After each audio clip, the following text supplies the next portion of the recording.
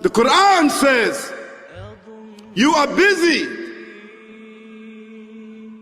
piling up, calculating, developing your careers, your money, your occupation, your wealth,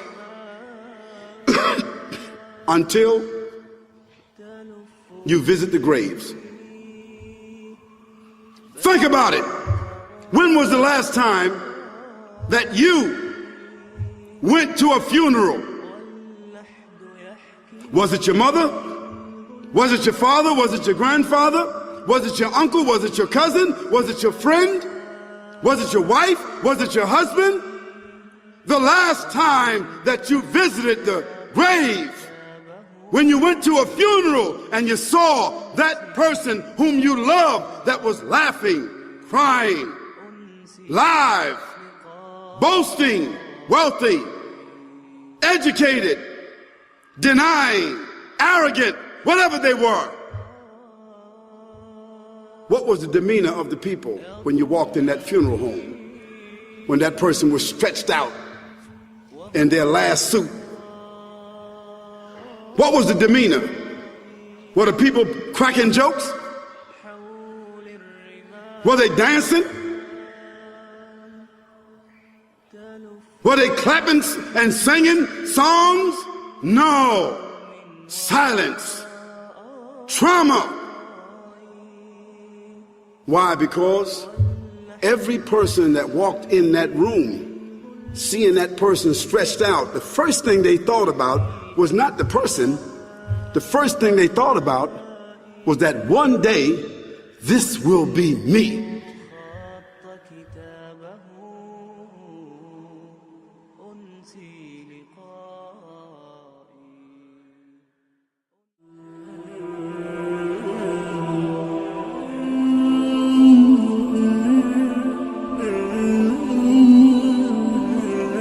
We live in this dunya as if we are always going to remain here. Many of us, we don't think about our moment of death. Many of us, we live as though this is where we are going to remain. As though Allah subhanahu wa ta'ala has given us life forever and we are going to remain on this dunya for all time. And there is not a single person here who knows what his moment of death is going to be like. The first thing that happens to this person when he is on his deathbed, his family are sitting all around him. His loved ones are making dua for him. And this may be us. The angel of death descends upon this person. The angel of death and his deputies, they come and they have black faces. And this is a creation which you have never seen before in your life. And at that moment, you are surrounded by your family, but you feel so alone. Because only you can see these angels. And you are trying to say to your family, help me, but they can't help you. And so these angels, they descend, and they come with a foul smell. And they come with a rough sackcloth from hellfire. And you are sitting there and you want to scream, but your voice is not coming out. And the angel of death comes and he sits at your head.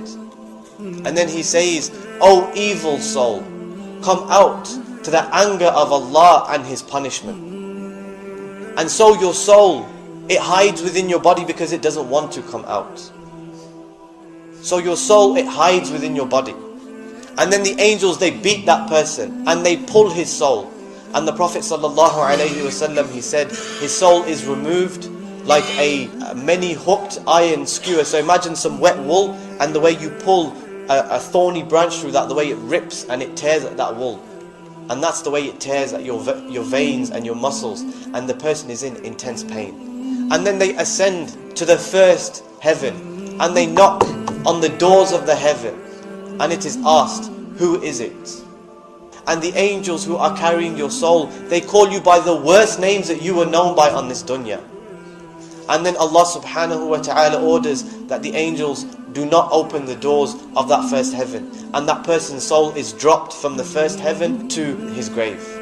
And we fast forward now to the people have buried him, and he can hear their footsteps. You're in your grave and you can hear your family's footsteps as they leave you. These people who you turned to in the dunya when you had some distress, when you needed some advice or some help, they bury you and then they leave. And this person, this evil soul, he is screaming, don't leave me. Where are you going? Why are you leaving me alone? And so, the people, they leave.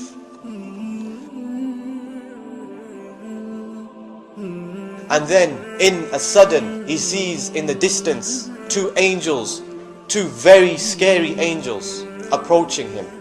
They are called Munkar and Nakir, and they are black and they are blue.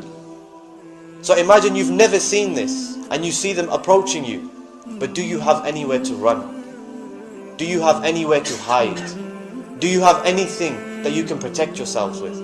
So they sit that person up in his grave, and then they ask him 3 questions, but these angels are rough. They're not going to ask you in a polite way. So the first question, who is your Lord? And this person, he didn't learn about Allah subhanahu wa ta'ala. He didn't learn about shirk. He just lived his life. He didn't care. He was too busy chasing the dunya. So he's going to say, oh, I don't know. Then they are going to say, what was your religion? And this person, he was too busy. He came on a Friday and he prayed his Jumu'ah, but after that he didn't pray. He prayed his Eid Salah, but after that he didn't pray. He didn't know his religion. He didn't care about his religion. So he's going to say, I don't know. Then the third, who is this man that was sent to you? He's going to say, I don't know. I heard the people, the masjid where I went to, the people used to say such and such, but I can't remember now. And then a voice calls out. The angels are told to furnish his grave with the furnishings of Jahannam. كل نفس ذائقة الموت كل نفس ذائقة الموت ثم إلينا ترجعون والذين آمنوا وعملوا الصالحات لنبوئنهم من الجنة غرفا تجري من تحتها الأنهار خالدين فيها نعم أجر